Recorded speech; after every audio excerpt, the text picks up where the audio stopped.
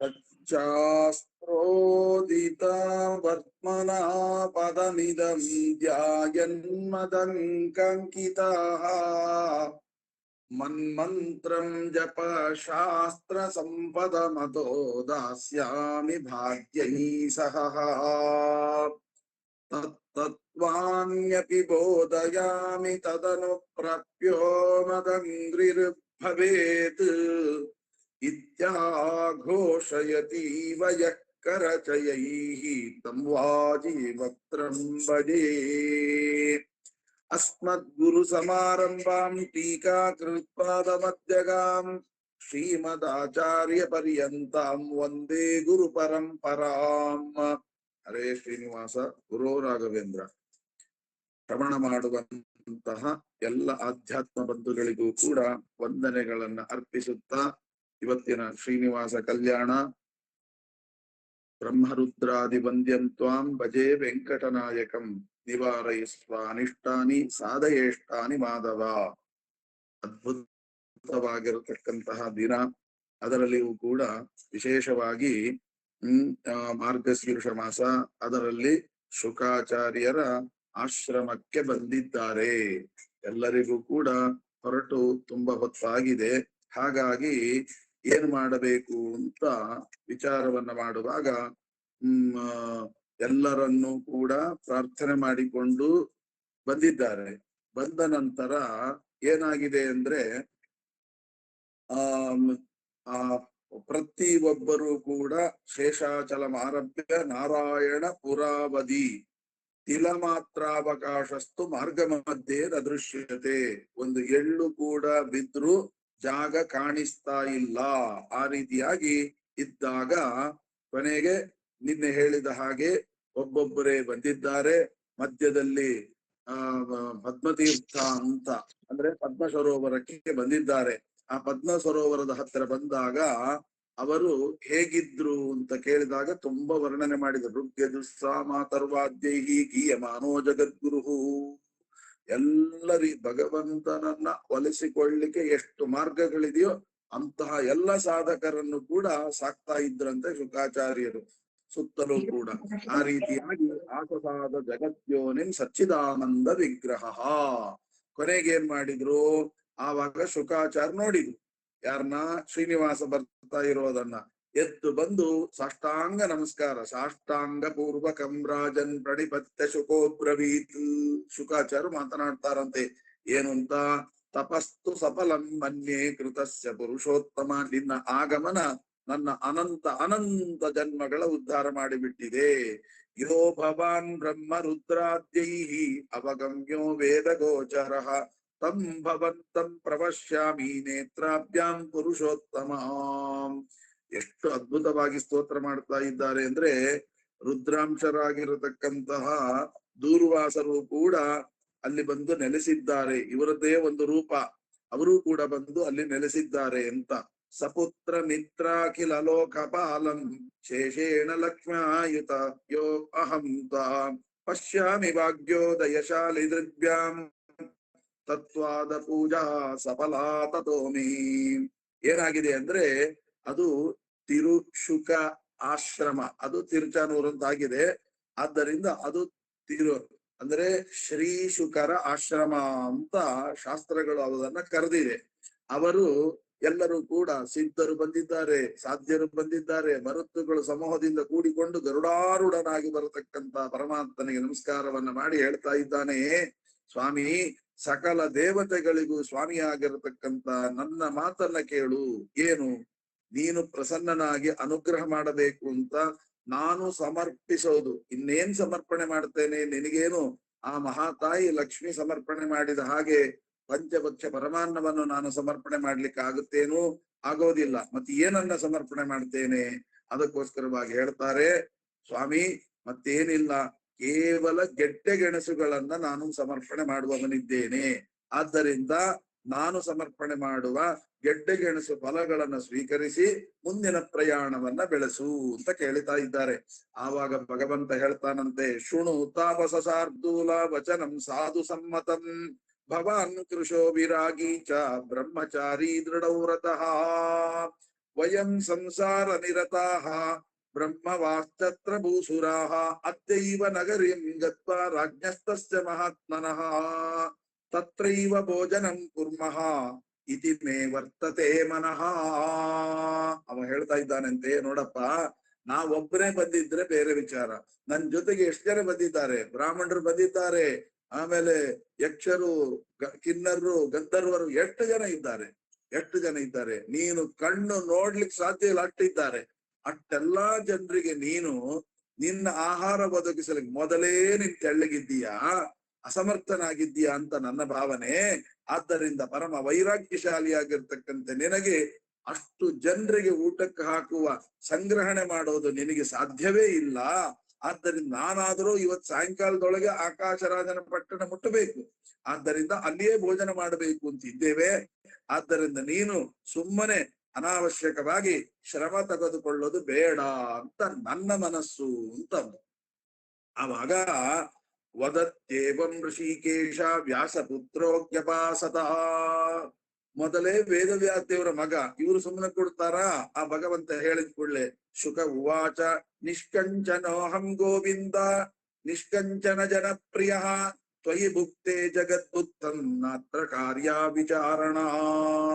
ಅವಂದ ಯಾರು? ಶುಕಾಚಾರ್ಯ ಹೇಳ್ತಾ ಇದ್ದಾರೆ, ಸ್ವಾಮಿ ಬಡವರ ಬಂಧೋ, ದೀನ ಬಂಧೋ ಶ್ರೀನಿವಾಸ. ನೋಡಿ ಶಬ್ದ ಹೇಗಿದೆ, ಒಂದೇ ವಿಶೇಷಣವನ್ನು ಕೊಟ್ರು. ಬಡವರ ಬಂಧು. ನಾನು ಬಡವನಾಗಿರ್ಬಹುದು, ಬರೀ ಗೆಡ್ಡೆ ಗೆಣಸುಗಳನ್ನೇ ತಿನ್ನುವವನಾಗಿರ್ಬಹುದು. ನಾನು ದರಿದ್ರನ ಹೇಳಿದಿ, ನಾನು ದರಿದ್ರ ಅಂತ. ಹೌದು ಸ್ವಾಮಿ, ನಾನು ದರಿದ್ರ.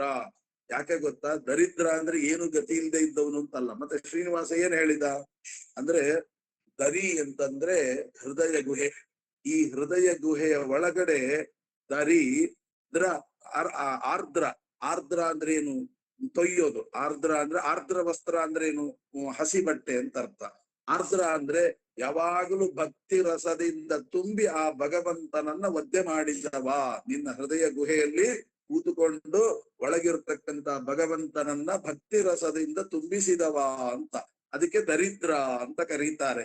ಆದ್ದರಿಂದ ನೀನೇನು ದರಿದ್ರ ಅಂತ ಕರೆದಿದ್ದಿ? ಹೌದು ಸ್ವಾಮಿ, ಒಂದು ದಿನ ನಿನ್ನನ್ನ ಬಿಟ್ಟು ಯೋಚನೆ ಮಾಡಿದವನೇ ಅಲ್ಲ. ಆದ್ದರಿಂದ ನಾನು ನಿನ್ನ ಪರಿವಾರಕ್ಕೆಲ್ಲ ಆಹಾರ ಒದಗಿಸುವ ಸ್ಥಿತಿಯಲ್ಲಿ ನಾನಿಲ್ಲ ಅಂತ ನೀನೇನ್ ಹೇಳಿದ್ದೆ ಅದು ಸರಿಯಾದ ಮಾತೆ. ಆದ್ರೆ ನಾನ್ ಕೇಳ್ತಾ ಇರೋದು ನೀನೊಬ್ಬನೇ ಭೋಜನ ಮಾಡು ಅಂತ.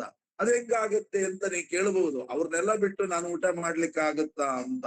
ಆಗ ಹೇಳ್ತಾರೆ, ತ್ವಯಿ ಭುಕ್ತೇ ಜಗದ್ಭುಕ್ತಂ. ಸ್ವಾಮಿ, ನೀ ಒಬ್ಬನು ಊಟ ಮಾಡಿದ್ರೆ ಇಡೀ ಜಗತ್ತು ಊಟ ಮಾಡಿದಂತೆ.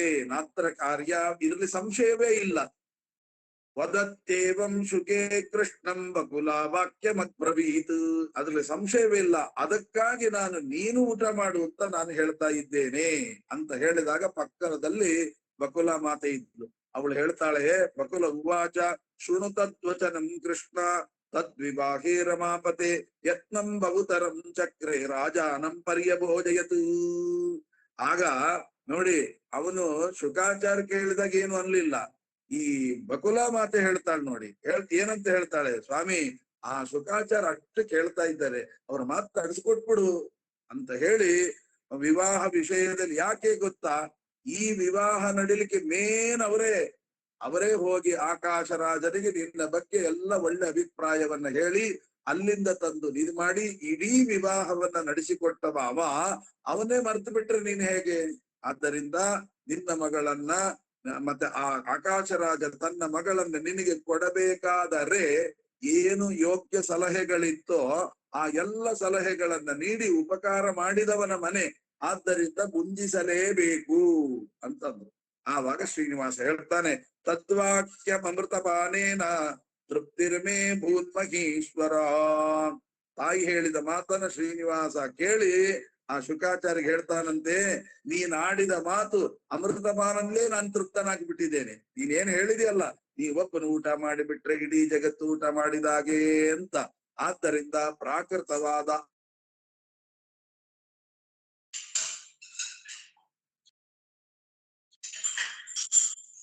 ಮಾಡ್ಬೇಡ್ರಮ್ಮ. ಯಾರು? ವಾಣಿಶ್ರೀ ವಾಣಿ ನೋಡಮ್ಮ, ನೀ ಬಂದು ಅದು ಬಡಕಂತೇಳಿ ಹೋಗ್ಬಿಡ್ತು ನೋಡಮ್ಮ ಆಚಾರದು.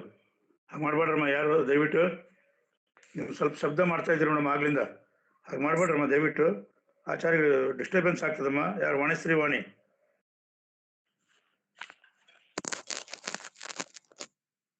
ಆಚಾರ್ಯ ಸ್ವಾಮಿ ಮ್ಯೂಟ್ ಆಗಿ ಸ್ವಾಮಿ. ಅದೇ ತಾಂತ್ರಿಕ ದೋಷ. ಹೌದು ಹೌದು ಸ್ವಾಮಿ, ಹೌದು ಸ್ವಾಮಿ, ಹೌದು ಸ್ವಾಮಿ. ಆದ್ದರಿಂದ ಅಲ್ಲಿ ಆ ಶುಕಾಚಾರ್ಯರ ಮಾತನ್ನ ಕೇಳಿಕೊಂಡು ಹೇಳ್ತಾ ಇದ್ದಾನೆ, ತಥಾಪಿ ತಪ ವಾಕ್ಯೇನ ಕರಿಷ್ಯೆ ಭೋಜನಂ ಮುನೇ. ಆದರೂ ಶುಕಮುನಿ, ನಿನ್ ಮಾತೇ ನನಗೆ ಹೊಟ್ಟೆ ತುಂಬಿ ಹೋಗಿದೆಯಪ್ಪ.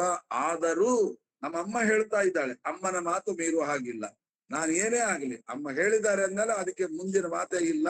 ನಿನ್ನ ಮೇಲೆ ಭಾರೀ ಪ್ರೀತಿ ಇಟ್ಕೊಂಡ್ಬಿಟ್ಟಿದ್ದಾಳೆ. ಆದ್ದರಿಂದ ನಿನ್ನ ಮನೆಯಲ್ಲಿ ಭೋಜನ ಮಾಡ್ತೇನೆ ಅಂತ. ತಥಾಪಿ ತವ ವಾಕ್ಯೇನ ಕರಿಷ್ಯೆ ಭೋಜನಂ ಮುನೇ. ನಿನ್ನ ಮನೆಯಲ್ಲಿ ನಾನು ಊಟ ಮಾಡ್ತೇನೆ. ಇತಿ ಸಾಂತ್ವಯಿತ್ವಾ ಮುನಿವರಂ ಗರುಡಾವರೋಹ್ಯಸಃ ಅಂತ ಹೇಳಿ ಗರುಡನ ಭುಜದಿಂದ ಇಳಿದ. ಕೆಳಗಿಳಿದು ಬಿಟ್ಟು ನಂತರ ಶ್ರೀನಿವಾಸ ತನ್ನ ಪುತ್ರ ಹಾಗೂ ತನ್ನ ತಾಯಿ ಮೊದಲಾದವರಿಂದ ಕೂಡಿಕೊಂಡು ಶುಕಮುನಿಯ ಪರ್ಣ ಕುಟೀರದ ಒಳಗಡೆ ಹೋಗ್ತಾರೆ. ಹೋಗಿ ಆ ಶುಕಾಚಾರ್ಯರು ನೀಡಿರ್ತಕ್ಕಂತಹ ಒಂದು ಆಸನ, ಅದು ಹೇಗಿತ್ತು ಗೊತ್ತಾ? ದರ್ಭಾಸನ. ಮೌಂಜೈ ಕೃತಾಸನೇರನ್ಯೇ. ಮೌಂಜಿ ಅಂದ್ರೆ ದರ್ಬೆ. ಆ ದರ್ಬೆಯಿಂದ ಮಾಡಿರ್ತಕ್ಕಂಥ ಒಂದು ಆಸನವನ್ನ ಕೊಟ್ರು. ಅದರಲ್ಲಿ ಕುಳಿತುಕೊಂಡಿದ್ದಾನೆ. ಸುಖಸ್ಥಾತ್ವ ಪದ್ಮತೀರ್ಥೆ ಕೃತಾನ್ನಂ ಭಕ್ತಿ ಸಂಯುತ ಅಮೃತ ಬೀಜ ಸಂಯುಕ್ತಂ ಅಂತ. ಅಲ್ಲಿ ತುಂಬಾ ವ್ಯಾಖ್ಯಾನಕಾರರು ಬಹಳ ಅದ್ಭುತವಾದ ಅರ್ಥ ಬರೆದಿದ್ದಾರೆ. ಏನು ಗೊತ್ತಾ? ಅಲ್ಲಿ ಎಂತಹ ಅನ್ನವನ್ನು ಕೊಟ್ಟ ಆ ಶುಕಾಚಾರ ಕೊಟ್ರು ಅಂತ ಕೇಳಿದಾಗ, ಅಮೃತ ಬೀಜ ನಿಜಯಂ ಮುಷ್ಟಿಭಿ ಪವಿಕೃತ್ಯ ಚ ತತ್ತಂಡುಲೈಹಿ ಮಹಾರಾಜ ಕೃತವಾನ್ ಅನ್ನಮುತ್ತಮ. ಒಳ್ಳೆ ಅಡಿಗೆ ಬಡಿಸಿದ್ರಂತೆ. ಯಾವ ಒಳ್ಳೆ ಅಡಿಗೆ?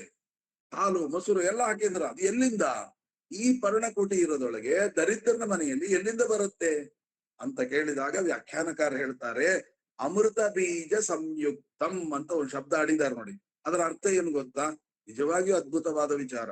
ಯಾಕೆ ಅಂತ ಕೇಳಿದ್ರೆ, ಅಮೃತ ಅಂದ್ರೆ, ಅಮೃತ ಫಲ ಅಂದ್ರೆ ನೆಲ್ಲಿಕಾಯಿ. ಈ ನೆಲ್ಲಿಕಾಯಿಯನ್ನ ಒಡೆದ ಮೇಲೆ ಅದರೊಳಗೆ ಬೀಜ ಇರುತ್ತೆ ನೋಡಿ. ನಾವೆಲ್ಲ ಏನ್ ಮಾಡ್ತೇವೆ? ಆ ಬೀಜವನ್ನು ಬಿಸಾಡ್ತೇವೆ. ನಮಗೆ ಅದರ ವಿಷಯವೇ ಗೊತ್ತಿಲ್ಲ. ಏನ್ ಹೇಳ್ತಾರೆ ಅಂದ್ರೆ, ಆ ನೆಲ್ಲಿಕಾಯಿಯ ಬೀಜವನ್ನ ಒಡಿಬೇಕಂತೆ, ಮುಷ್ಟಿಯಿಂದ ಒಡಿಬೇಕಂತೆ. ಒಡೆದರೆ ಅದರ ಒಳಗಡೆ, ಆ ಬೀಜದ ಒಳಗಡೆ ಇರ್ತದಲ್ಲ, ಒಂದು ಬಿಳಿ ಭಾಗ ಇದೆ. ಆ ಬಿಳಿ ಭಾಗ ತುಂಡು ತುಂಡಾಗಿ ಹೊರಗೆ ಬರುತ್ತೆ. ಅದರಿಂದ ಅನ್ನ ತಯಾರಿಸಿದ ಅಂತ ಅರ್ಥ. ಅಂದರೆ ನೆಲ್ಲಿಕಾಯಿಯ ಬೀಜವನ್ನು ಒಡೆದಾಗ ಅದರೊಳಗೆ ಏನು ಬಿಳಿ ಬಿಳಿಯಾದ ಅಂಶ ಇದೆ, ಅದರಿಂದ ಅನ್ನವನ್ನು ತಯಾರಿಸಿದ. ಅಷ್ಟೇ ಅಲ್ಲ, ಆ ಬೀಜದ ಒಳಗಿನ ಬಿಳಿ ಅಂಶ ಉಂಟಲ್ವಾ, ಅದನ್ನ ಅರ್ದು ಹಿಂಡಿದಾಗ ಒಂದು ಬಿಳಿ ಹಾಲು ಬರುತ್ತೆ. ಆ ಹಾಲನ್ನ ಹೆಪ್ಪಾಕಿದ್ರೆ ಅದು ನಿಜವಾಗಿಯೂ ಅಮೃತ ತುಲ್ಯ. ಯಾರು ಮಾಡೋದೇ ಇಲ್ಲ. ಇವತ್ತಂತೂ ನಮಗೆ ಆ ವಿಷಯವೇ ಗೊತ್ತಿಲ್ಲ. ಆದ್ರೆ ಆಯುರ್ವೇದಿಕದಲ್ಲಿ ಈ ವಿಷಯ ಬಂದಿದೆ. ಅದನ್ನ ಇಲ್ಲಿ ವರ್ಣನೆ ಮಾಡ್ತಾ ಇದ್ದಾರೆ. ಅದನ್ನ ಇದು ಮಾಡಿ ಹೆಪ್ಪಾಕಿ ಮೊಸರು ಮಾಡಿ ಇಟ್ಟಿದ್ದಂತೆ ನಮ್ಮ ಸ್ವಾಮಿ ಬರ್ತಾನೆ ಅಂತ. ಹೀಗೆ ಶುಕಾಚಾರ್ಯರು ಆ ಸಂಪಾದನೆ ಮಾಡಿರ್ತಕ್ಕಂಥ ಮೊಸರು, ಆ ಮೊಸರನ್ನೇ ಹೆಪ್ಪಾಕಿ ಯಾವಾಗ ಹಾಕಿದ್ರು ದೇವ್ರಿಗೆ ಗೊತ್ತು. ಆ ಶುಕಾಚಾರ ನೋಡಿದ್ರೆ ಯಾವಾಗ 24 ಗಂಟೆ ದೇವ್ರು ದೇವ್ರು ದೇವ್ರು, ಇದನ್ನೆಲ್ಲ ಯಾವಾಗ ಮಾಡಿದ್ರು ಒಂದು ಕಲ್ಪನೆ ಇಲ್ಲ. ಆದ್ರೆ ಅದನ್ನ ಹೆಪ್ಪಾಕಿ ಅದನ್ನು ಕಡಿದು ಮಜ್ಜಿಗೆ ತೆಗೆದು ಆ ಹೆಪ್ಪಿನಿಂದ ಬಂದಂತ ಬೆಣ್ಣೆ, ಆ ಬೆಣ್ಣೆಯಿಂದ ತುಪ್ಪ ರೆಡಿ ಮಾಡಿ ಇಟ್ಟಿದ್ದ ನಮ್ಮ ಸ್ವಾಮಿ ಬರ್ತಾನೆ ಅಂತ. ಈ ರೀತಿಯಾಗಿ ನವನೀತವನ್ನ ತೆಗೆದು ನವನೀತ ಇಟ್ಟಿದ್ದ, ಘೃತವನ್ನು ಸಂಪಾದನೆ ಮಾಡಿದ್ರು. ಹೀಗೆ ಮೊಸರು ತುಪ್ಪ ಎಲ್ಲವನ್ನು ಮಧುರವನ್ನಾಗಿ ಮಾಡಿದ್ರು ಆ ಬೃಹತಿ ಫಲದಿಂದ. ಆಮೇಲೆ ಬೃಹತಿ ಫಲ ಅಂತ ಉಂಟು, ಬೋರೆ ಹಣ್ಣು. ಆ ಬೋರೆ ಹಣ್ಣನ್ನ ನಿಜವಾಗಿಯೂ ಕೂಡ ಹುಣಸೆ ಹಣ್ಣಿಂದ ಗೊಜ್ಜು ಮಾಡಬೇಕು. ಆದ್ರೆ ಅವರು ಬೋರೆ ಹಣ್ಣಿನ ರಸವೇ ಅದು ಸ್ವಲ್ಪ ಹುಳಿ ಹುಳಿ ಇರುತ್ತೆ, ಆದ್ದರಿಂದ ಅದನ್ನೇ ಗೊಜ್ಜು ತಯಾರು ಮಾಡಿ ಬಿಟ್ಟಿದ್ರು. ಹೀಗೆ ಭಗವಂತನಿಗೆ ನಿತ್ಯವೂ ಅಂತ.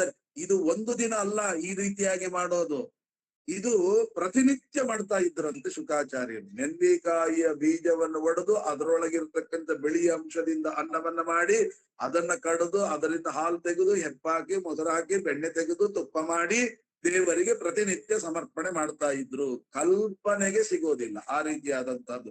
ಅದು ಅವರಿಗೆ ಅವರೇ ಸಾಟಿ. ನಮ್ಗೇನಾದ್ರೂ ಆತರ ಹೇಳಿಬಿಟ್ಟಿದ್ರೆ ಪೂಜೆ, ಸಂಧ್ಯಾ ವಂದನೆ, ಬ್ರಹ್ಮಯಜ್ಞ ಎಲ್ಲ ಮೂಲೆ ಗುಂಪು ಅದನ್ನ ಮಾಡ್ಕೊಂಡೆ ಬೆಳಗಿನ ಸಂಜೆ ತನಕ ಬರೀ ಅದೇ ಕೆಲಸ ಆಗುತ್ತೆ. ಅಂತ ಮಹಾತ್ಮರಿಗೆ ಅದೆಲ್ಲ ಸಾಧ್ಯ ಅಂತ ಅನ್ನುವಂತಹದ್ದನ್ನ ಹೇಳ್ತಾರೆ. ಹಾಗೆ ಭಗವಂತನಿಗೆ ಇದು ಇವತ್ತು ಮಾತ್ರ ಅಲ್ಲ, ಪ್ರತಿನಿತ್ಯವೂ ಹೀಗೆ ಸಮರ್ಪಣೆ ಮಾಡ್ತಾ ಇದ್ರು. ಹಾಗೆ ಹೇಗೆ ಅಂದ್ರೆ ತೆಂಗಿನಕಾಯಿಯನ್ನ ನಾವು ರುಬ್ಬಿ ಹಾಲು ತೆಗಿತೀವಲ್ವಾ, ಆ ತೆಂಗಿನಕಾಯಿಯ ತುರಿಯಿಂದ ಹಾಲು ತೆಗೆದಂತೆ ಧಾತ್ರಿ ಬೀಜ ಅಂದ್ರೆ ನೆಲ್ಲಿಕಾಯಿ, ಆ ನೆಲ್ಲಿಕಾಯಿ ಬೀಜದ ಒಳಗಿರ್ತಕ್ಕಂಥ ಬೀಜದಿಂದಲೂ ಹಾಲು ತೆಗೆಯಬಹುದು ಅಂತ ತೋರಿಸಿಕೊಡ್ತಾ ಇದ್ದಾರೆ. ಹೀಗೆ ಶುಕಮುನಿಗಳು ಏನ್ ಮಾಡಿದ್ದಾರೆ, ತಕ್ಷಣ ಪರಮಾತ್ಮ ಆಯಿತು ಅಂತ ಹೇಳಿದ ಕೂಡಲೇ ಸೀದಾ ಪದ್ಮ ಸರೋವರಕ್ಕೆ ಹೋದ್ರು. ಪದ್ಮ ಸರೋವರಕ್ಕೆ ಹೋದಾಗ ಅಲ್ಲಿ ಮತ್ತೆ ಸ್ನಾನವನ್ನ ಮಾಡಿ ಪರಿಶುದ್ಧರಾಗಿ ಆ ಪಕ್ವಾದಿಗಳನ್ನೆಲ್ಲವನ್ನು ಕೂಡ ತಯಾರು ಮಾಡಿ ಮತ್ತೆ ಅಡಿಗಾದಿಗಳನ್ನು ಮಾಡಿ ತದ್ಭಕ್ತಿ ಪಾರವಶ್ಯೇನ ಭಗವಾನ್ ಆತ್ಮಭೂ ಸ್ವಯಂ ಸ್ವಾದಿಷ್ಟವಾಗಿರತಕ್ಕಂಥ ಅನ್ನವನ್ನ ಬಡಿಸಿ ಸಾಷ್ಟಾಂಗ ನಮಸ್ಕಾರ ಮಾಡಿ ಪೂರ್ಣ ಮನೋರಥರಾಗಿರ್ತಕ್ಕಂಥ ಹೇ ಸ್ವಾಮಿ ನನ್ನನ್ನು ಉದ್ಧಾರ ಮಾಡು, ಈ ಭೋಜವನ್ನು ಸ್ವೀಕಾರ ಮಾಡು ಅಂತ ಪ್ರಾರ್ಥನೆ ಮಾಡ್ಕೊಂಡಿದ್ದಾರೆ. ಭೋಜನನ್ ಗುರು ಗೋವಿಂದ ಸದಾ ಪೂರ್ಣ ಮನೋರಥ ಏವಂ ಸಂಪ್ರಾರ್ಥಿತ ದೇವ ಶುಕೇನ ಪರಮಾರ್ಷಿಣ.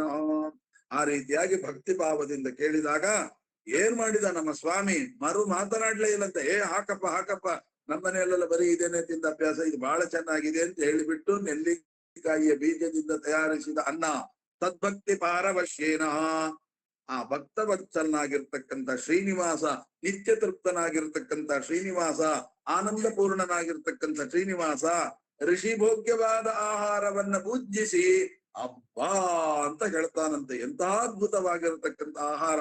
ಅವ ಹೇಳ್ತಾನಂತೆ, ನನ್ನ ಇಡೀ ಜೀವಮಾನದಲ್ಲೇ ಇಂಥ ಅನ್ನ ಊಟ ಮಾಡಿಲ್ಲ. ಹೇಗಿರ್ಬೇಕು, ನಿತ್ಯ ತೃಪ್ತನಾಗಿರತಕ್ಕಂಥ ಸ್ವಾಮಿಯ ಬಾಯಿಂದ ಬರತಕ್ಕಂಥ ಮಾತು. ತಸ್ಮಿನ್ ಭುಕ್ತವತಿ ಶ್ರೀಶೇ ಋಷಯ ಕೋಪಪೂರಿತಾ ಹೂಕಾರಂ. ಈ ಹಾವು ಬುಸುಗುಟ್ಟುತ್ತಲ್ಲ, ಹಾವು ಬುಸುಗುಟ್ಟುವಾಗ ಹೇಗೆ ಬುಸುಗುಟ್ಟುತ್ತೆ, ಬುಸ್ ಬುಸ್ ಅಂತ ಬುಸುಗುಟ್ಟುತ್ತಲ್ಲ, ಹಾಗೆ ಹೊರಗಡೆ ಎಲ್ಲ ಹಸಿವೆಯಿಂದ ಬಳಲ್ತಾ ಇದ್ದಾರೆ ಋಷಿಮುನಿಗಳು. ಅವರೆಲ್ಲರೂ ಕೂಡ ಕೋಪಪೂರಿತಾ ಶುಕಂ ಭೀಷಯಂತಂ ಅದನ್ನೇ ಬರೀತಾ ಇದ್ದಾರೆ. ಈ ಪರಮಾತ್ಮ ಇಲ್ಲಿ ಆರಾಮಾಗಿ ಕೂತ್ಕೊಂಡು ಒಳಗ್ ಕೂತ್ಕೊಂಡು ಊಟ ಮಾಡಿದ. ಸಾಲಿನಲ್ಲೆಲ್ಲ ಬಿಸಿಲು ನಿಂತಿದ್ದಾರೆ, ಆಯಾಸ ಆಗಿದೆ. ಶಾಪ ಅನುಗ್ರಹ ಸಮರ್ಥನಾಗಿರ್ತಕ್ಕಂತಹ ನಮ್ಮ ಸ್ವಾಮಿ ಏನ್ ಮಾಡಿದ, ಆ ಋಷಿ ಮುನಿಗಳೆಲ್ಲರೂ ಕೂಡ ಅವರೆಲ್ಲರೂ ಕೂಡ ಶಾಪ ಅನುಗ್ರಹ ಸಮರ್ಥನೆ. ಒಬ್ಬೊಬ್ಬರು ಕೂಡ ಅವರು ಆ ಋಷಿ ಮುನಿಗಳು ಕೋಪಗೊಂಡು ಶುಕಾಚಾರ್ಯನ ಬೆದರಿಸ್ತಾ ತಮ್ಮ ಆಸನಗಳಿಂದ ಮೇಲೆ ಎದ್ರಂತೆ. ಯಾರು ಕೂತಿದ್ರಲ್ಲ ಎಲ್ಲ ಎದ್ದು ಬಿಟ್ರಂತೆ ಸಿಟ್ಟು ಬಂದು. ತೇಷಾಂ ಮತಂತ ವಿಜ್ಞಾಯ ಭಗವಾನ್ ಬಹಿರಾಗತಃ ಪೂತ್ಕಾರಂ ಕೃತವಾನ್ ಕೃಷ್ಣ ಸರ್ವೇಷಾಂ ತೃಪ್ತಿ ಹೇತವೇ.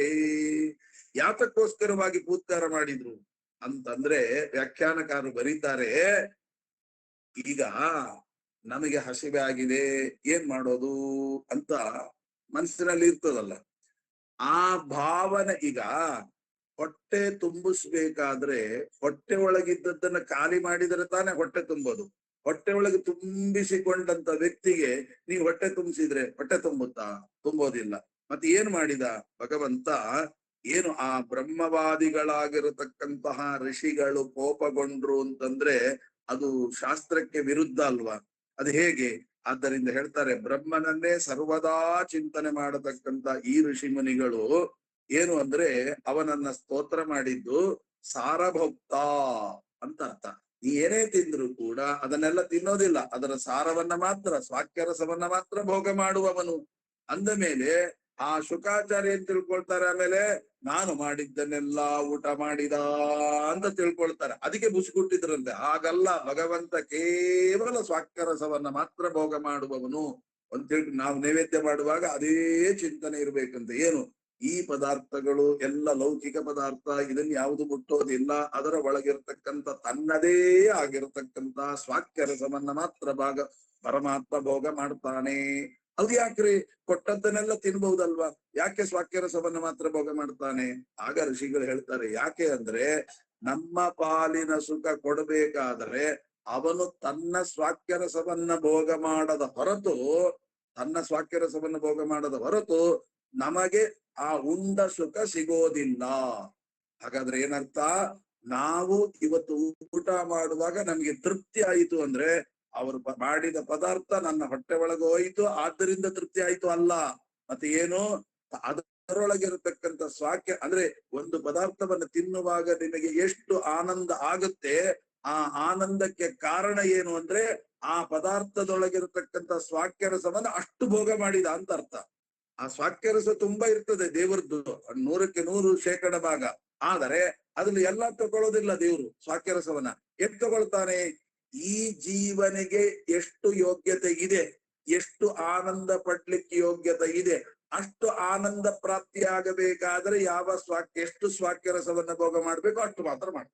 ಅಂದ್ರೆ ಈಗ ನಿಮಗೆ ಒಂದು 20% ಸುಖ ಆಗಬೇಕು ಅಂತಿದೆ. ಅಂದ್ರೆ ಆಹಾರವನ್ನ ಉಂಟಾಗ ನಿಮಗೊಂದು 20% ಸುಖ ಆಗುತ್ತೆ. ಆ 20% ಸುಖ ಆಗಬೇಕಾದರೆ ಎಷ್ಟು ಸ್ವಾಕ್ಯರಸವನ್ನ ತಾನು ಭೋಗ ಮಾಡ್ಬೇಕು ಅಷ್ಟು ಮಾತ್ರ ಮಾಡ್ತಾನಂತೆ. ಅದ್ರಲ್ಲಿ ಇನ್ನೂ ಜಾಸ್ತಿ ಸ್ವಾಕ್ಯರಸ ಇರ್ಲಿ ತಾನು ಸ್ವೀಕಾರ ಮಾಡೋದಿಲ್ಲ. ನಿಮಗೆ ಕೆಲವು ಸಲ ನೋಡಿ ಎಲ್ಲ ಇರುತ್ತೆ, ಎಲ್ಲ ಇದ್ರೂ ಕೂಡ ಎಲ್ಲ ಚೆನ್ನಾಗಿರುತ್ತೆ, ಆದ್ರೆ ಬಾಯಿ ರುಚಿ ಆಗುವುದೇ ಇಲ್ಲ. ಬಾಯಿ ರುಚಿ ಕೆಟ್ಟೋಗುತ್ತೆ, ರುಚಿ ಇಲ್ಲ. ನಿಜವಾಗಿ ಅದು ರುಚಿ ಇರುತ್ತೆ, ಇವನ್ ಬಾಯಿಗೆ ರುಚಿ ಆಗೋದಿಲ್ಲ. ಯಾಕೆ ಅಂದರೆ ಇವನ ಪಾಲಿಗೆ ಎಷ್ಟು ಸುಖ ಸಿಗಬೇಕೋ ಅಷ್ಟು ಸ್ವಾಕ್ಯರಸವನ್ನ ಅವನು ಭೋಗ ಮಾಡ್ಲಿಲ್ಲ. ಅದ್ರಲ್ಲಿ ಏನೋ ದೋಷ ಇದೆ, ಅನುಸಂಧಾನ ಸರಿ ಇಲ್ಲ ಅಂತ ಅರ್ಥ. ಹಾಗಾಗಿ ಭಗವಂತ ಅದನ್ನ ಹೇಳ್ತಾ ಇದ್ದಾರೆ. ಋಷಿಮುನಿಗಳಿಗೆ ಕೋಪ ಬಂತು ಅಂದ್ರೆ ದೇವರು ಊಟ ಮಾಡಿದ್ರೆ ಕೋಪ ಮಾಡ್ಕೊಂತಾರೇನು? ಇಲ್ಲ. ಮತ್ತೆ ಯಾಕೆ ಕೋಪ ಮಾಡ್ಕೊಂಡ್ರು? ನಾನು ಮಾಡಿದ್ದನ್ನ ಉಂಡ್ರು ಅಂತ ನೀನೇನ್ ತಿಳ್ಕೊಂಡಿಯಲ್ಲ, ಅದು ತಪ್ಪು. ಸ್ವಾಕ್ಯರಸವನ್ನ ಭೋಗ ಮಾಡಿ. ಎಷ್ಟು ಸ್ವಾಕ್ಯರಸ ಭೋಗ ಮಾಡಿದ? ಸಾಮಾನ್ಯವಾಗಿ ನಮ್ಗೇನು, ನಾನು ನೈವೇದ್ಯ ಮಾಡ್ತೀನಿ, ಅದನ್ನ ನಾನು ಊಟ ಮಾಡ್ತೀನಿ, ನನ್ಗೇನ್ ಕಲ್ಪನೆ ಇರ್ತದೆ? ನನಗೆ ಆನಂದ, ನನ್ನ ಯೋಗ್ಯತಾನುಸಾರವಾದ ಆನಂದ ಕೊಡ್ಲಿಕ್ಕೆ ಎಷ್ಟು ಸ್ವಾಕ್ಯರಸವನ್ನ ಭೋಗ ಮಾಡಬೇಕೋ ಅಷ್ಟು ಸ್ವಾಕ್ಯರಸವನ್ನ ಭೋಗ ಮಾಡ್ತಾನೆ ಅಂತ ನಾನು ತಿಳ್ಕೊಂಡು ಊಟ ಮಾಡ್ತೇನೆ. ಇವತ್ತು ನನಗೆ ಇಷ್ಟು ಊಟ ಸಂತೋಷ ಆಗಿದೆ ಅಂದ್ರೆ ಅಷ್ಟು % ಅವನು ತನ್ನ ಸ್ವಾಕ್ಯರಸವನ್ನ ಭೋಗ ಮಾಡಿದ ಅಂತ ಅರ್ಥ. ಆದರೆ ಅದನ್ನ ನಿಜ. ಆದ್ರೆ ಇಲ್ಲಿ ಹಾಗಲ್ಲ, ಅದಕ್ಕೆ ಸಿಟ್ಟು ಬಂದಿದ್ದವರಿಗೆ. ಯಾಕೆ ಇಲ್ಲಿ ಹಾಗಲ್ಲ? ಯಾಕೆ ಅಂದ್ರೆ ಅವನು ಅಲ್ಲಿ ಏನು ಶುಕಾಚಾರ ಕೊಟ್ರಲ್ಲ ಅದನ್ನ ಪರಮಾತ್ಮ ಊಟ ಮಾಡಿದ್ನಲ್ಲ. ಎಷ್ಟು ಸ್ವಾಕ್ಯರಸ? ಶುಕಾಚಾರ್ಯರಿಗೆ ಸಂತೋಷವಾಗಲಿಕ್ಕೆ ಎಷ್ಟು ಸ್ವಾಕ್ಯರಸವನ್ನ ಭೋಗ ಮಾಡ್ಬೇಕು ಅಷ್ಟು ಮಾಡಿಲ್ಲ. ಮತ್ತೆ ಎಷ್ಟು ಅಲ್ಲಿ ನಿಂತಿದಾರಲ್ಲ ಸಾಲಿನಲ್ಲಿ 1,000,000 ದೇವತೆಗಳು, ಅವರೆಲ್ಲರ ಹೊಟ್ಟೆ ತುಂಬಲಿಕ್ಕೆ ಎಷ್ಟು ಸ್ವಾಕ್ಯರಸ ನೀ ಕೊಟ್ಟದ್ ಚೂರು. ಆದ್ರೆ ಅದರೊಳಗಿರ್ತಕ್ಕಂಥ ಸ್ವಾಕ್ಯರಸ ಎಷ್ಟು ಭೋಗ ಮಾಡಿದ ಅಂದ್ರೆ ಅಲ್ಲಿರತಕ್ಕಂಥ 1,000,000 ದೇವತೆಗಳ ಹೊಟ್ಟೆ ತುಂಬಿ ತೇಗಬೇಕು ಅಷ್ಟು ಆನಂದ. ಆದ್ರೆ ಅಷ್ಟು ಸ್ವಾಕ್ಯರಸವನ್ನ ಅವನು ಭುಂಜಿಸಿದ ಅಂತ ಅರ್ಥ. ಈ ಅನುಸಂಧಾನ ಮಾಡ್ಕೊಳ್ರಿ ಅಂತನ್ನುವ ಅಭಿಪ್ರಾಯದಲ್ಲಿ ಆ ಋಷಿಮುನಿಗಳು ಮಾತನಾಡ್ತಾರೆ. ಅದಕ್ಕೆ ಅವನಿಗೆ ಸಾರಭೋಕ್ತ ಅಂತ ಕರೀತಾರೆ. ಹಾಗಾಗಿ ಅದನ್ನ ಬರೀತಾರೆ, ಭೂತ್ಕಾರಂ ಕೃತವಾನ್ ಕೃಷ್ಣ ಸರ್ವೇಷಾಂ ತೃಪ್ತಿ ಹೇತವೇ. ಶುಕಾಚಾರ್ಯ, ನಿಮಗೆ ತೃಪ್ತಿ ಆಗಲು ಇಂಥ ಸ್ವಾಕ್ಯರಸ ಭೋಗ ಮಾಡ್ಲಿಲ್ಲ, ಮತ್ತೇನು? ಸರ್ವೇಷಾಂ ತೃಪ್ತಿ ಹೇತವೇ, ಪ್ರತಿ ಒಬ್ಬರಿಗೂ ಆನಂದ ಆಗಬೇಕು ಅಂತ ಅವ್ರು ಊಟ ಮಾಡಿದ್ದಾರೆ. ಹಾಗಾಗಿ ಇವ್ರು ಯಾರಿಗೂ ಹಸಿವೆ ಆಗ್ತಾ ಇಲ್ಲ, ಎಲ್ಲರೂ ತೃಪ್ತಿಯಾಗಿ ಹೊಟ್ಟೆ ತುಂಬಾ ಊಟ ಮಾಡಿದರೆ ಏನು ಆನಂದ ಅನುಭವಿಸ್ಬೇಕೋ ಅಷ್ಟು ಆನಂದ ಅನುಭವಿಸ್ತಾ ಇದ್ದಾರೆ. ತನ್ಮುಖಾಂಬೋಜ ಸಂಭೋಜ ವಾಯುನ ತೃಪ್ತಿ ಹೇತವೇ. ಅಡಿ ಸ್ವಾಕ್ಯರಸದಲ್ಲಿ ಎಷ್ಟು ಭಾಗ ಇದೆ. ಒಂದು ಪದಾರ್ಥದಲ್ಲಿರತಕ್ಕಂತ ಸ್ವಾಕ್ಯರಸವನ್ನ ಭೋಗ ಮಾಡಿ ಆ ಜೀವಿಗಳನ್ನ ತೃಪ್ತಿಪಡಿಸೋದು ಒಂದಾದರೆ, ಊಟ ಆದ ಮೇಲೆ ತೇಗು ಬರುತ್ತೆ ನೋಡಿ. ಊಟ ಆದ್ಮೇಲೆ ಅಂತ ತೇಗು ಬರುತ್ತಲ್ಲ, ಆ ತೇಗು ಬರ್ಬೇಕಾದ್ರೂ ಕೂಡ ಭಗವಂತ ತನ್ನ ಸ್ವಾಕ್ಯರಸವನ್ನ ಭೋಗ ಮಾಡಿ ಅಲ್ಲಿ ತೇಗು ಬರ್ತದಂತೆ. ದೇವರಿಗೆ ತೃಪ್ತಿ, ಅವನೇ ನಿತ್ಯ ತೃಪ್ತನಲ್ವಾ ಅಂದ್ರೆ ಹಾಗಲ್ಲ. ಅಲ್ಲಿರತಕ್ಕಂಥ 1,000,000 ದೇವತೆಗಳಿಗೆ ಎಷ್ಟೆಷ್ಟು ಜನರಿಗೆ ಆ ಹಸಿವೆ ಆಗಿದೆ ಅವರೆಲ್ಲರಿಗೂ ಕೂಡ ಹೊಟ್ಟೆ ತುಂಬಿದ ಮೇಲೆ ಪೂರ್ಣ ತೃಪ್ತಿಗೆ ಹೇತುವಾಗಿರುವ ಆ ತೇಗು ಬರ್ಬೇಕಾದ್ರೆ ಎಷ್ಟು ತೇಗನ್ನ ತಾನು ಇಲ್ಲಿ ತೋರಿಸ್ಬೇಕೋ ಅಷ್ಟು ತೋರಿಸಿದ ಅಂತ ಅಭಿಪ್ರಾಯವನ್ನ ಹೇಳ್ತಾರೆ.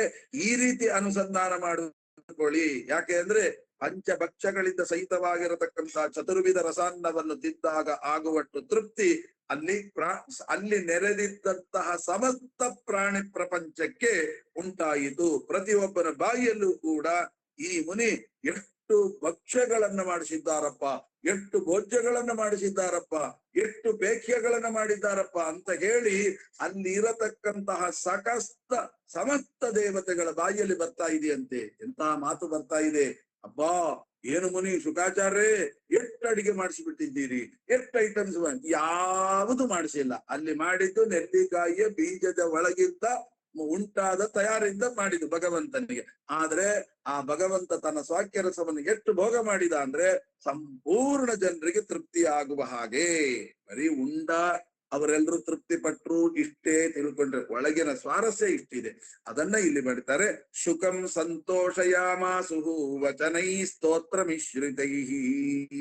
ಆವಾಗ ಎಲ್ಲರೂ ತೃಪ್ತಿ ಪಡುವಂತೆ ಮಾಡಿದ ನಮ್ಮ ಸ್ವಾಮಿ ಅವರ ಋಷಿ ಮುನಿಗಳೆಲ್ಲರೂ ಕೂಡ ಶುಕಮುನಿಯನ್ನ ಪ್ರಶಂಸಾ ಮಾಡ್ಲಿಕ್ಕೆ ಶುರು ಮಾಡಿದರಂತೆ. ಏನಪ್ಪಾ ಮಹಾರಾಯ, ನಿಜವಾಗಿ ಇದೆಲ್ಲ ಮಾಡಿದ್ದು ಭಗವಂತ. ಆದರೆ ಋಷಿ ಮುನಿಗಳೆಲ್ಲರೂ ಕೂಡ ಶುಕಾಚಾರ್ಯನ ಸ್ತೋತ್ರ ಮಾಡ್ತಾ ಇದ್ದಾರೆ. ಕೃಷ್ಣಾಷ್ಟಮ್ಯಾಂ ತತ್ರ ವಾಸಂ ನವಮ್ಯಾಂ ಗುರುವಾಸರೇ ಪ್ರಭಾತ ಸಮಯೇ ಪ್ರಾಪ್ತೆ ಶ್ರೀನಿವಾಸಸ್ತರಾನ್ವಿತಃ. ವೈಶಾಖ ಶುದ್ಧ ಅಷ್ಟಮಿ, ಇನ್ನು ನವಮಿ ದಶಮಿ 2 ದಿನ ಅಷ್ಟೇ. ಆದ್ದರಿಂದ ಅಷ್ಟಮಿಯ ದಿವಸ ಶುಕಾಚಾರ್ಯರ ಆಶ್ರಮದಲ್ಲಿ ವಾಸ ಮಾಡಿದ್ದಾರೆ. ಆ ಶುಕಾಚಾರ್ಯ ಯಾಕೆ ನವಮಿ ಯಾಕೆ ಮಾಡ್ಲಿಲ್ಲ? ನವಮಿ ವರ ಪೂಜೆ, ದಶಮಿ ಮದುವೆ, ಅದರ ಹಿಂದಿನ ದಿವಸ ಅಷ್ಟಮಿ, ಶುಕಾಚಾರ್ಯ ಮನೆಯಲ್ಲಿ ಇದ್ದಾರೆ. ಆವತ್ತು ವಾರ ಯಾವುದು? ನವಮಿ ದಿವಸ ಗುರುವಾರ. ಇವತ್ತು ಗುರುವಾರನೇ. ಆದ್ದರಿಂದ ಬೇಗನೆ ಗರುಡನ ಮೇಲೆ ಏರಿ ಕುಳಿತುಕೊಂಡು, ಆಯ್ತಪ್ಪ ಶುಕಾಚಾರ್ಯ ಅಂತ ಹೇಳಿ ಇದೆಲ್ಲ ಮಾಡಿ ಫಲತಾಂಬೂಲಾದಿಗಳನ್ನು ತೆಗೆದುಕೊಂಡು ಗರುಡಾರೂಢನಾಗಿ ಹೊರಟಿದ್ದಾನೆ. ಪುನರ್ ಗರುಡ ಮಾರುಖ್ಯ ಗುರುವಾರೇ ಜಗದ್ಗುರು ಚತುರಂಗ ಬಲಾಧ್ಯಕ್ಷಂ ಬ್ರಹ್ಮಾಣಂಚ ಪಿತಾಮಹ ನಿದಾಯ ಪುರತೋ ರಾಜನ್ ಜಗಾಮ ಜಗದೀಶ್ವರ ಅಸ್ತಾದ್ರಿಂ ಪ್ರಸ್ಥಿತೇ ಬಾನೋ ತಸ್ಮಿನ್ ಕಾಲೇ ಮಹೀಪತೆ.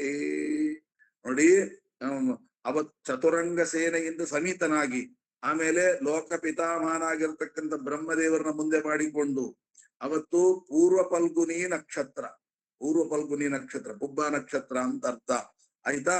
ಗುರುವಾರ ಗದಾ ಎಂಬತಕ್ಕಂಥ ಒಂದು ಯೋಗ, ಅಂದ್ರೆ ಗುರುವಾರ ಪುಬ್ಬ ನಕ್ಷತ್ರ ಬಂದ್ರೆ ಅದಕ್ಕೆ ಗದಾ ಯೋಗ ಅಂತ ಕರೀತಾರೆ. ಅಂತಹ ಗದಾಯೋಗದಲ್ಲಿ ಅಸ್ತಾದ್ರಿಂ ಪ್ರಸ್ಥಿತೇ ಬಾನು ತಸ್ಮಿನ್ ಕಾಲೇ ಮಹೀಪತೆ. ಸೂರ್ಯ ಅಸ್ತಂಗತನಾಗ್ತಾ ಇದ್ದಾನೆ, ಅಂದ್ರೆ ಅವ್ರದ್ದು ಲೇಟೆ ಊಟನೋ ಗೊತ್ತಿಲ್ಲ, ಅಂತೂ ಸೂರ್ಯ ಅಸ್ತಂಗತನಾಗ್ತಾ ಇದ್ದಾನೆ. ಜಗದೀಶ್ವರ ಆಕಾಶರಾಜನ ಪಟ್ಟಣಕ್ಕೆ ಹೊರಡೋಣ ಅಂತ ಎಲ್ಲರಿಗೂ ಅಸ್ತಂಗತನಾದಾಗ, ಅಷ್ಟವರ್ಗಂ ಸ್ವಯಂ ಕೃತ್ವಾ ಕೃತ ಕೌತುಕ ಮಂಗಲ ಪದ್ಮಾವತಿನ್ ಸ್ಥಾಪಯಿತ್ವಾ ಗಂಜಾ ತೈಲೇನ ಭೂಮಿಪ. ಇಷ್ಟು ಭಗವಂತ ಆಕಾಶರಾಜನ ಕಡೆಗೆ ಹೊರಡುವಂತ ವಿಚಾರವನ್ನ ಹೇಳ್ತಾ ಇದ್ದಾರೆ. ಮುಂದೇನಾಯಿತು ಅಂತಂದ್ರೆ, ಪದ್ಮಾವತಿ ಅಂದ್ರೆ ಚಂದ್ರನ ಬೆಳಕು ಕಾಣಿಸ್ತಾ ಇತ್ತಂತೆ. ಆಕಾಶರಾಜ ಅಲ್ಲಿ ಏನು ಮಾಡಿದ್ದಾನೆ ಅಂದ್ರೆ, ಬೆಳಗ್ಗೆ ಮಂಗಳ ಸ್ನಾನವನ್ನ ಮಾಡಿ ಶುಚಿರ್ಭೂತನಾಗಿ ಪದ್ಮಾವತಿಯ ಕಲ್ಯಾಣದ ಪ್ರಯುಕ್ತ ಕಲಶ ಕನ್ನಡಿ ಮೊದಲಾಗಿರತಕ್ಕಂಥ 8 ಮಂಗಳ ದ್ರವ್ಯ ಕಾರ್ಯವನ್ನ ನೆರವೇರಿಸಿದ್ದಾನೆ. ಸುವಾಸಿನಿಯರು ತೈಲದಿಂದ ಅಭ್ಯಂಗನ ಮಾಡಿದ್ದಾರೆ ಪದ್ಮಾವತಿಗೆ ಅಭ್ಯಂಗನ ಮಾಡಿ ಹರಶಿನ ಸ್ಥಾನವನ್ನ ಮಾಡಿಸಿದ್ದಾರೆ. ಆವಾಗ ಸರ್ವಾಭರಣಗಳಿಂದ ಭೂಷಿತಳನ್ನಾಗಿ ಮಾಡಿ ಅವಳನ್ನ ಐರಾವತದ ಮೇಲೆ ಕೂಡಿಸಿಕೊಂಡು ತನ್ನ ಪುತ್ರನಾಗಿರತಕ್ಕಂಥ ವಸುದಾನ ಮತ್ತೆ ಪತ್ನಿಯಾಗಿರತಕ್ಕಂಥ ಧರಣಿದೇವಿ, ಪುರೋಹಿತರು, ಬೃಹಸ್ಪತ್ಯಾಚಾರ್ಯರು, ಇಂದ್ರದೇವರು ಹಾಗೂ ಸಹೋದರನಾಗಿರ್ತಕ್ಕಂಥ ತೋಂಡಮಾನ ಅವರೆಲ್ಲರಿಂದ ಕೂಡಿಕೊಂಡು ಶ್ರೀನಿವಾಸನನ್ನ ಎದುರುಗೊಳ್ಳಬೇಕು ಅಂತ ರಾಜಧಾನಿಯಿಂದ ಹೊರಗೆ ಬಂದಿದ್ದಾರೆ. ಯಾಕೆ ಅಂತಂದ್ರೆ ಆ ಪರಮಾತ್ಮನನ್ನ ಎದುರುಗೊಳ್ಳಬೇಕು, ಹಾಗೆ ಇದು ಮಾಡಬಾರ್ದು. ಅಂದರೆ ಇದು ಒಂದು ಸಂಪ್ರದಾಯ. ಯಾಕೆಂದ್ರೆ ಅವ್ರು ಬಂದ ಮೇಲೆ ಆ ಪಾಪ ಬಂದು ನಿಂತ್ಕೊಂಡಿರ್ತಾರೆ, ಇನ್ನು ಬಂದೆ ಅಂತ ವಾದ್ಯ ಒಳಗಿಂದ ದಡ ಆಗಲ್ಲ. ಅವನು ಬರೋದಕ್ಕಿಂತ ಮುಂಚೆ ಒಂದು ಮುಹೂರ್ತದ ಕಾಲ ನಿರೀಕ್ಷಣೆ ಮಾಡಬೇಕು. ಅದು ಭಗವಂತನಿಗೆ ಕೊಡುವ ಗೌರವ ಅಂತ. ಹಾಗಾಗಿ ಇವೆಲ್ಲವನ್ನು ತುಂಬಾ ಹೇಳ್ತಾರೆ. ಅಷ್ಟವರ್ಗಾಧಿಕಂ ಕೃತ್ವ, ಅದಕ್ಕೆ ಹೇಳ್ತಾರೆ ಆಕಾಶರಾಜ ಏನು ಮಾಡಿದ ಎಂಬ ಪ್ರಶ್ನೆಯನ್ನ ಇವರು ಕೇಳಿದ್ದಕ್ಕೆ ಉತ್ತರ ಕೊಡ್ತಾರೆ. ಅವನು ಮಂಗಳ ಸ್ನಾನಾದಿಗಳನ್ನ ಮಾಡಿದ್ದಾರೆ, ಕಲಶ ಕನ್ನಡಿ ಮೊದಲಾಗಿರ್ತಕ್ಕಂಥ 8 ಮಂಗಳ ದ್ರವ್ಯವನ್ನ ಸಿದ್ಧ ಮಾಡಿದ್ದಾರೆ. ಅದನ್ನ ಹಿಂದೆ ಹೇಳಿದ್ದೇನೆ 8 ಯಾವುದು ಅಂತ. ಹಾಗಾಗಿ ಆಮೇಲೆ ಆ ಗಂಧ ತೈಲೇನ ಅಂದ್ರೆ ಮಲ್ಲಿಗೆ ಹೂವು, ಪಚ್ಚೆ ಕರ್ಪೂರ, ಅರಿಶಿನದಿಂದ ಸುಗಂಧಿತವಾದ ತೈಲ ಅಂತ. ಬರೀ ತೈಲಾಭ್ಯಂಜನ ಮಾಡಬಾರದು. ಆ ತೈಲದ ಒಳಗೆ ಅರಿಶಿನ ಹಾಕ್ಬೇಕು, ಆ ನಂತರ ಪಚ್ಚೆ ಕರ್ಪೂರ ಹಾಕ್ಬೇಕು, ಅದಾದ ನಂತರ ಮಲ್ಲಿಗೆ ಹೂವು. ಇಷ್ಟು ಮಲ್ಲಿಗೆ ಹೂವು, ಪಚ್ಚೆ ಕರ್ಪೂರ, ಅರಿಶಿನ, ಆ ಮೂರು ಯುಕ್ತವಾದ ತೈಲ, ಅದನ್ನ ಏನಂತ ಕರೀತಾರೆ? ಸುಗಂಧ ತೈಲ ಅಂತ ಕರೀತಾರೆ. ಈಗೆಲ್ಲ ಸೆಂಟು ಬಂದ್ಬಿಟ್ಟಿದೆ. ಆದ್ದರಿಂದ ಅಲಂಕೃತ ವರಾಂ ಕನ್ಯಾಂ ಅಂತಂದ್ರೆ ಕನ್ಯೆಯಾಗಿರತಕ್ಕಂಥ ಪದ್ಮಾವತಿಗೆ ಮಂಗಲ ಸ್ಥಾನಾದಿಗಳನ್ನ ಮಾಡಿಸಿ ಅವಳನ್ನು ಮುಂದೆ ಮಾಡಿಕೊಂಡು ಪುಣ್ಯಾಹಾದಿಗಳನ್ನ ಮಾಡಿದ್ದಾರೆ. ನಾಂದಿ ಮೊದಲಾಗಿರ್ತಕ್ಕಂಥವುಗಳನ್ನ ಮಾಡಿದ್ದಾರೆ. ಪುಣ್ಯಾಹ ಅಂದ್ರೆ ಏನು ಅಂತ ಕೇಳ್ತಾರೆ. ಆಗ ಉತ್ತರ ಕೊಡ್ತಾರೆ, ಪಂಚಪುಣ್ಯಾಹ ವಾಕ್ಯ ಅಂತ. ಪಂಚಪುಣ್ಯಾಹ ವಾಕ್ಯ ಅಂದ್ರೆ ಏನು ಅಂದ್ರೆ 5 ಮಾತುಗಳು ಅಲ್ಲಿ ಕೇಳಿ ಬರ್ತದಂತೆ. ಏನು? ಒಂದು ಸ್ವಸ್ತಿ ಅಲ್ಲ, ಒಂದು ಪುಣ್ಯ, ಒಂದು ಸ್ವಸ್ತಿ, ಒಂದು ಕರ್ಮ ಅಭಿವೃದ್ಧಿ, ಆಮೇಲೆ ಸಂಪತ್ತು ಮತ್ತು ಕಲ್ಯಾಣ. ಈ 5 ವಾಕ್ಯಗಳನ್ನ ನಾವು ಏನು ಮಾಡಿದ್ರೂ ಸಂಪಾದನೆ ಮಾಡ್ಲಿಕ್ಕೆ ಆಗೋದಿಲ್ಲ. ಅದು ಸಾಕಾಗೋದಿಲ್ಲ ಒಂದು ಮದುವೆ ಮಾಡ್ಲಿಕ್ಕೆ. ಈ 5 ಇದ್ರೆ ಮಾತ್ರ ಮದುವೆ ಮಾಡ್ಬೋದು. ಅದನ್ನ ಬ್ರಾಹ್ಮಣರ ಹತ್ರ ಹೇಳಿ, ಆ ಬ್ರಾಹ್ಮಣರು ಒಂದೊಂದೇ ಮಂತ್ರಗಳನ್ನ ಹೇಳ್ತಾ, ಆ ಮಂತ್ರಾಭಿಮಾನಿ ದೇವತೆಗಳಲ್ಲಿ ಪ್ರಾರ್ಥನೆ ಮಾಡ್ತಾ, ಅಂತರ್ಯಾಮಿಯಾದ ಪರಮಾತ್ಮಲ್ಲಿ ಪ್ರಾರ್ಥನೆ ಮಾಡ್ತಾ, ಇವನಿಗೆ ಮದುವೆ ಮಾಡ್ಲಿಕ್ಕೆ ಎಷ್ಟು ಪುಣ್ಯ ಬೇಕು ಅಂತ ಪುಣ್ಯವನ್ನು ಕೊಡ್ರಿ, ಇವನಿಗೆ ಎಲ್ಲರ ಈ ಮಾಡುವ ಮದುವೆಯಿಂದ ಎಲ್ಲರ ಮನಸ್ಸು ಸಂತೋಷವಾಗುವಂತೆ ಮಾಡ್ರಿ, ಮಾಡುವ ಕರ್ಮಗಳು ಅನಂತ ಪುಣ್ಯವನ್ನು ಕೊಡುವಂತಾಗಲಿ, ಸಂಪತ್ತಿನ ಕೊರತೆ ಬರೋದು ಬೇಡ, ಕಲ್ಯಾಣ ಸುಖಮಯವಾಗಲಿ ಅಂತನ್ನುವ 5 ಮಾತುಗಳು. ಅದನ್ನ ಪಂಚವಾಕ್ಯ ಪುಣ್ಯಾಹ ಅಂತ ಕೇಳ್ತಾರೆ. ಅದಕ್ಕೆ ಪುಣ್ಯಾಹಂ ಭವಂತೋ ಬ್ರುವಂತೋ, ಸ್ವಸ್ತಿಂ ಭವಂತೋ ಬ್ರುವಂತೋ, ವೃದ್ಧಿಂ ಭವಂತೋ ಬ್ರುವಂತೋ, ಶ್ರೀರಸ್ಥಿತಿ ಭವಂತೋ ಬ್ರುವಂತು, ಕಲ್ಯಾಣಂ ಭವಂತೋ ಬ್ರುವಂತೋ, ಹೀಗೆ ಅದನ್ನ ಪ್ರಾರ್ಥನೆ ಮಾಡ್ತಾರೆ. ಈ ರೀತಿಯಾಗಿ ಪಂಚವಾಕ್ಯ ಪುಣ್ಯಾಹ ಅಂತ ಅದನ್ನ ಕರೀತಾರೆ. ಅಂತಹ ಪುಣ್ಯಾಹ ವಾಚನ ಮಾಡದೆ ಯಾವ ಕೆಲಸ ಮಾಡ್ಲಿಕ್ಕಿಲ್ಲ. ಒಂದು ತೀರ್ಥಯಾತ್ರೆ ಮಾಡ್ತೇವೆ ಅಂತ ಇಟ್ಕೊಳ್ಳಿ, ಆಗಲೂ ಪುಣ್ಯಾಹ ಮಾಡಿ ನಾಂದಿ ಮಾಡಿ ಸ್ಥಾಪನೆ ಮಾಡಿ ಹೋಗ್ಬೇಕು ಅಂತಿದೆ ತೀರ್ಥಯಾತ್ರೆಗೆ. ಸುಮ್ಮನೆ ಹೊರಟೋಗ್ಬಿಡ್ತೀವಿ, ಟಿಕೆಟ್ ಬುಕ್ ಯಾವಾಗ ಸಿಕ್ತ ಹೊರಟ ಅಲ್ಲ. ಮನೆಯಲ್ಲಿ ಪುಣ್ಯಾಹ ಮಾಡಿ ಅದಕ್ಕೆ ನಾಂದಿ ದೇವತೆಗಳ ಸ್ಥಾಪನೆ ಮಾಡಿ ಅದಕ್ಕೆ ಪ್ರತಿನಿತ್ಯ ನೈವೇದ್ಯ ಮಂಗಳಾರತಿ ಮಾಡ್ಲಿಕ್ಕೆ ಒಂದು ವ್ಯವಸ್ಥೆಯನ್ನು ಮಾಡಿ ತೀರ್ಥಯಾತ್ರೆಗೆ ಹೋಗ್ಬೇಕು. ಯಾಕೆ ಅಂತಂದ್ರೆ ಈ ತರ ತೀರ್ಥಯಾತ್ರೆಗೆ ಹೋದ್ರೆ ಮಧ್ಯದಲ್ಲೇನಾದ್ರೂ ಮರಣ ವಾರ್ತೆಗಳ ವಿಷಯ ಗೊತ್ತಾದಾಗ ಅವನಿಗೆ ಮೈಲಿಗೆ ಇಲ್ಲ. ಯಾಕೆ ಅಂದ್ರೆ ಆ ಯಾತ್ರೆಯನ್ನು ಮುಗಿಸಿಕೊಂಡು ಬರುವ ತನಕ ಅವನಿಗೆ ಮೈಲಿಗೆ ಇಲ್ಲ. ಬಂದು ಪುಣ್ಯಾಹಾದಿಗಳನ್ನ ಮಾಡಿ ಆ ನಂತರ ನಾಂದಿ ವಿಸರ್ಜನೆ ಮಾಡಿದಾಗ ಮೈಲಿಗೆ ಪ್ರಾಪ್ತಿ ಆಗತ್ತೆ.